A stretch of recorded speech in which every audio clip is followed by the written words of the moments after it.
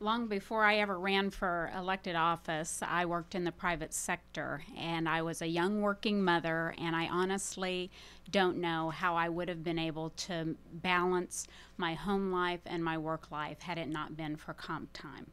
I never had to miss a parent teacher conference or a doctor's appointment because I was on salary and had the flexibility. So I too am pleased to be a co-sponsor of Martha Roby's bill giving families more flexibility. I think it's high time we ended the discrimination that exists today against hourly employees in the private sector. Of course, comp time's available for those of us that were on salary. It is available for those of you that work in the public sector, and it's high time we eliminated the barrier.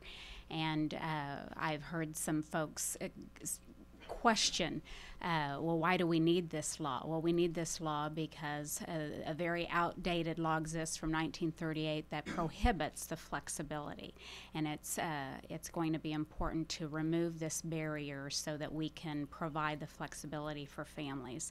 And that's why I came to Washington, to make life easier for my constituents back home. And I heard from one of those recently, Abby, a young mother who is hourly at a bank in rural Kansas, and the only way she's able to care for her son when he's sick, because there's only one daycare in town, is to take time off, use her vacation time away from the bank to care for him when he's sick. And she's very excited about this legislation, give her family a whole lot more flexibility.